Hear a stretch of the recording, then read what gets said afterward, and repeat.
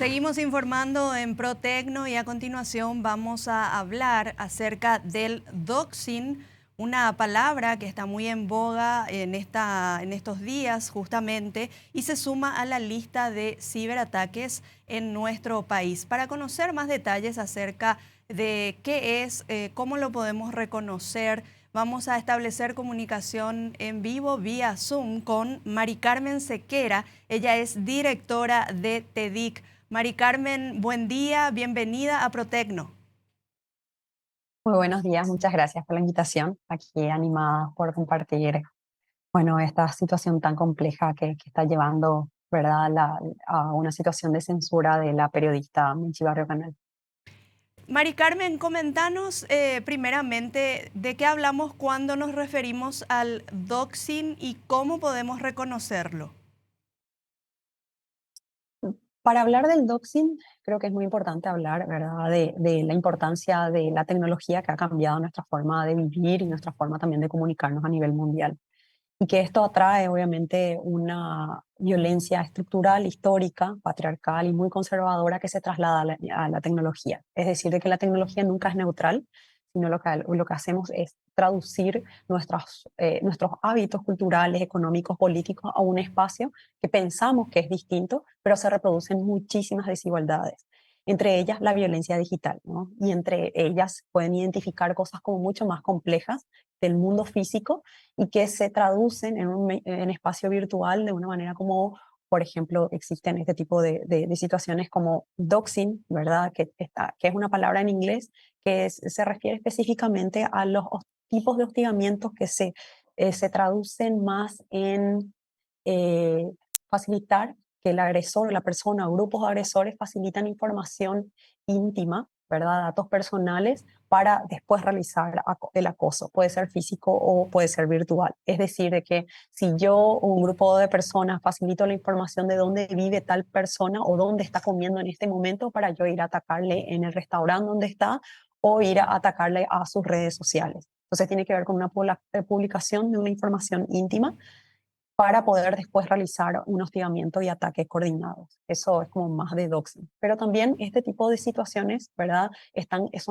Tienen una correlación con otros tipos de violencia, como por ejemplo el acoso, como por ejemplo la amenaza a la integridad física. Esta sí está dentro de nuestro Código Penal.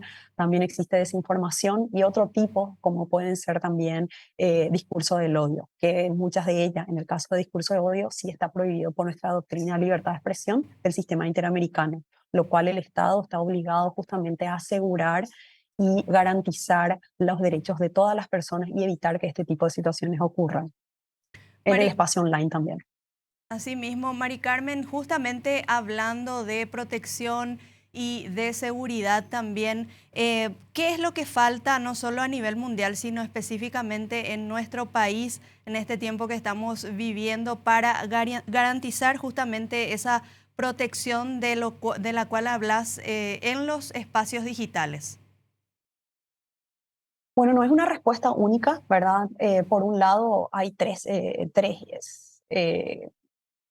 tipos de personas o tipos, instancias que las partes tienen que tener en cuenta para hacer o reconocer este tipo de situaciones. Por un lado, la víctima tiene que reconocer, saber nombrar qué situaciones está pasando para poder hacer las acciones judiciales. Entonces, el proceso es mucho más complejo. Por un lado, estamos hablando de no visibilizar, porque la mayoría de las veces la víctima nunca quiere centrarse o quedarse en esa situación, nunca quiere reconocerse como víctima, nadie. Entonces, por lo general, se minimiza este tipo de violencia, por un lado. Por otro lado, tiene que ver con una falta de nombramiento. Cuando no sabemos qué estamos pasando, la situación es mucho más compleja y como no podemos nombrar porque no estamos interiorizadas que este tipo de situaciones ocurren también en Internet, generalmente nuestros efectos son mucho más distintos, como la autocensura, no queremos más postear cosas, no queremos más entrar a utilizar herramientas tecnológicas, tenemos miedo a la tecnología y de empoderarnos de esos espacios porque son espacios inseguros. Por otro lado, estamos hablando de la responsabilidad de los intermediarios, estamos hablando también de moderación de contenido, estamos hablando de privacidad, estamos hablando del rol de estas empresas de buscar minimizar, o sea, por sobre todo evitar la viralización de informaciones que obviamente violentan a grupos vulnerables como mujeres, personas LGTB, comunidades indígenas, campesinas y otras que tienen, obviamente, forman parte de este grupo de desigualdad. Y otro, por otro lado, tiene que ver con la parte más importante, que es el Estado, el rol garante, que no solamente tiene que buscar herramientas de sanción, que tienen que ver con ampliaciones dentro del Código Penal, sino también una etapa de prevención. Estamos hablando de derecho administrativo, de la educación, ¿verdad? Que tiene que ver con un efecto más a largo plazo, pero quizás a mediano o corto plazo también tiene que buscar medidas eficientes y eficaces para la protección de la persona desde una etapa más de protección y no necesariamente de sanción. Y digo esto porque si bien para este caso, ¿verdad? Una situación tan compleja, porque acá no estamos hablando solamente de silenciar mujeres, estamos hablando de silenciar mujeres periodistas, estamos hablando de que el periodismo es una de las carreras más complejas en el sentido de que son una de las pocas bueno, disciplinas que hace una denuncia sobre situaciones de vulnerabilidad, de injusticia en nuestro país y de corrupción, y son las voces que si se acallan, no solamente acallamos a mujeres, sino callamos también a esas voces que son tan importantes ser escuchadas, que justamente las mujeres y el periodismo es el espacio y canal de voz sobre este tipo de desigualdad. Por otro lado, también tenemos que hablar no solamente de ese aspecto, ¿verdad?, del periodismo y de las mujeres, sino también tenemos que hablar de que en la mayoría de las veces, las sanciones están más relacionadas a cárcel o otro tipo de sanciones donde la víctima no se siente obviamente identificada. Es decir, de que los tipos de violencia, de acoso sistemático, muchas de las veces vienen más de agresores conocidos, de exparejas. Entonces, muchas veces las respuestas del Estado están más relacionadas a una desproporcional o una desproporción de medida que hoy la víctima no lo considera como justicia y reparación. Entonces, también es muy importante entender de que el Estado tiene que buscar medidas eficientes y eficaces que la víctima está buscando. Yo no creo que Menchi y ninguna de las mujeres que reciben acoso online quieren que todos los agresores terminen en Tacumbú y un montón de otra gente que esté perdiendo ciertos accesos, sino que obviamente cambien esos hábitos y esa forma de violencia que se ejerce también en Internet. Entonces, sí es importante, ¿verdad?, buscar esos mecanismos también de respuestas que el Estado debe dar, no solamente en una etapa de protección de las personas que se encuentran en esta situación, sino que también las sanciones sean proporcionadas para que las personas también entiendan de que tengan que cambiar esos hábitos culturales muy conservadores. Entonces, eso como punto más importante de como nuestro aporte desde TEDIC, como para poder proponer, ¿verdad?, en una discusión tan compleja de estos tres actores, la víctima, los intermediarios y por sobre todo también el Estado. Y como último elemento, como respuesta, más allá de que podemos decir las respuestas pueden ser de bloquear, ¿verdad?, perfiles, denunciar temas de violencia, censura, hay un montón de formas de bloqueo dentro de las redes sociales que ofrecen, ¿verdad?, a las víctimas de violencia, de cesión de imagen, derecho a la intimidad, copyright, o sea, derecho a autor. También estamos hablando de espacios de contención. Estos espacios son súper claves para que la víctima pueda definir qué quiere hacer con este caso, si quiere llevar a la justicia, si no lo quiere hacer, si simplemente quiere bloquear o no quiere hacer absolutamente nada. Necesitan como que las mujeres y todos los grupos vulnerables estemos mayormente organizadas para poder, por un lado, definir con mucha información qué queremos hacer. Si vamos a bajar o vamos a denunciar bloqueos de los perfiles que están amenazando, perdemos, por ejemplo, la documentación legal para hacer la denuncia ante la justicia. Entonces hay que tomar con mucha precaución las medidas o las decisiones que la víctima lo quiera hacer, como para que cuando lleguen a la justicia tengamos las pruebas digitales definidas como para hacer y reconocer y identificar los agresores y por otro lado también buscar una justicia adecuada a la víctima.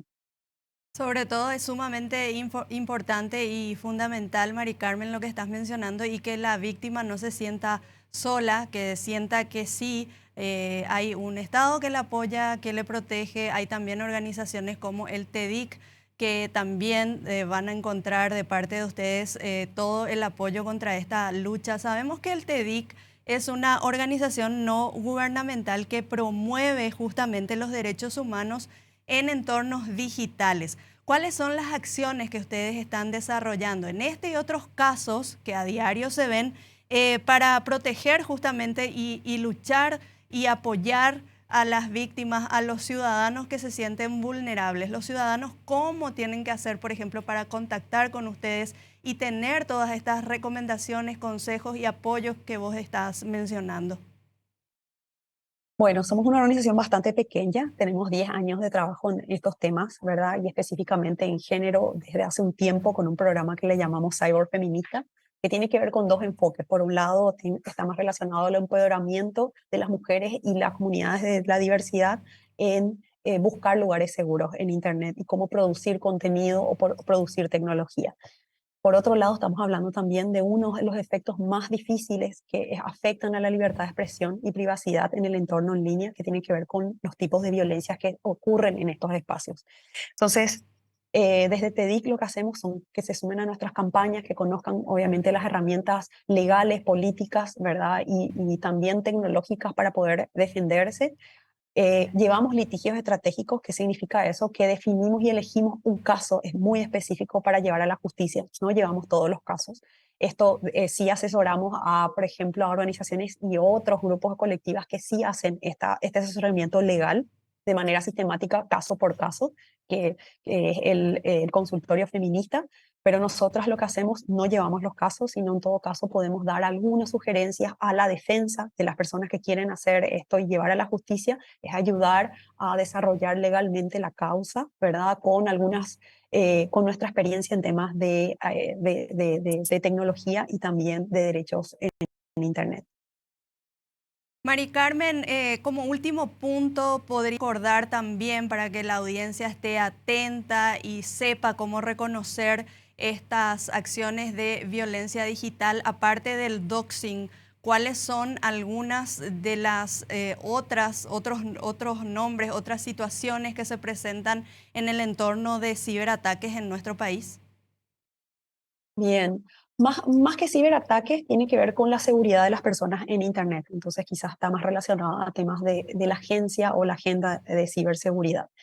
En temas de violencia digital es bastante compleja porque en algunas obviamente se pueden traducir utilizando el código penal. En ese sentido está extorsión, está la amenaza, que obviamente cuando se utiliza la tecnología muchas personas utilizan ciberextorsión o ciberamenaza, pero en realidad es lo mismo. Y esto sí está penalizado en nuestro código penal. La mayoría son de acción privada, significa de que la víctima debe hacer las acciones con su defensa como querellante, y en otras son de acción pública, como la extorsión. Esas son figuras o estrategias legales que sugerimos generalmente para que la víctima pueda tener un acceso real, ¿verdad?, a la justicia.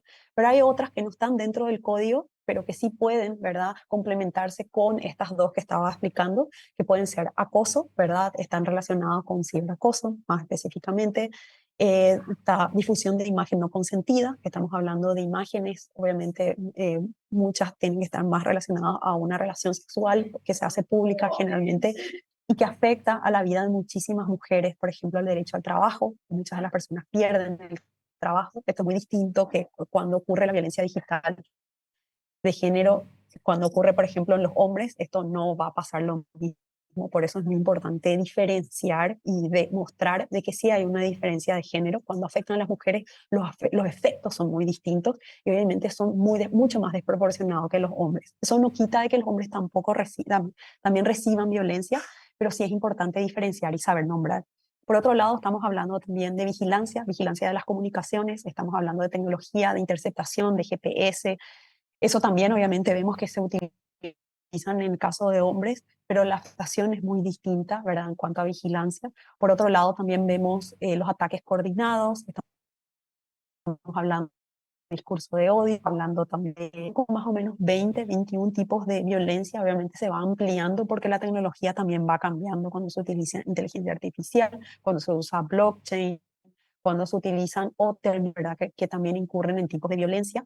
Entonces, eso también se va ampliando. Entonces, en términos generales, hay un montón de tipos de violencia. Le invitamos a que participen, a que entren a nuestra página web que se llama violenciadigital.tedic.org. Ahí pueden encontrar todas las herramientas de ayuda, no solamente de identificación de cómo se diferencia, ¿verdad?, los tipos agresores en los espacios virtuales, eso cómo afecta, ¿verdad?, al día a día a las mujeres y grupos vulnerables en estos espacios, los tipos de derechos que implican también instancias internacionales ya se han posicionado y publicado sobre estos temas. Eso también ayuda a que la defensa, cuando haga una estrategia legal, utilice esas respuestas que están dándose ya a nivel internacional para poder tener un caso como mucho más, mejor estructurado y argumentado por qué esta violencia es una violencia digital de género.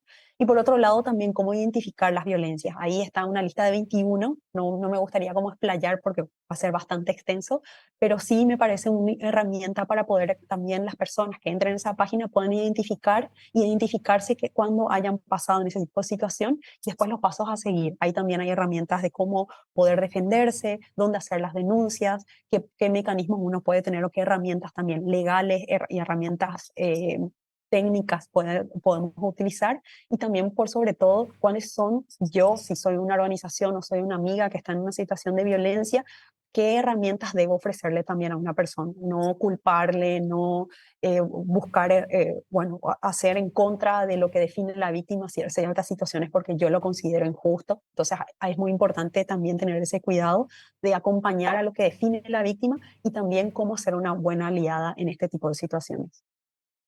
Mari Carmen, sin duda, muy importante e interesante todo lo que nos estás comentando, todo el trabajo que vienen desarrollando desde hace 10 años, ya como mencionaste, desde TEDIC, este espacio tan importante de apoyo también en estos entornos digitales. Y hay que estar, como mencionabas, atentos todos a las redes sociales, a la página de esta organización para tener también los consejos, el apoyo, sobre todo cuando uno se siente vulnerable ante esta violencia digital. Agradecemos muchísimo tu tiempo, todas las informaciones que nos brindaste y bueno, les deseamos éxitos nosotros aquí desde Protecno a todo el equipo y todo el trabajo que desarrollan. Muchísimas gracias.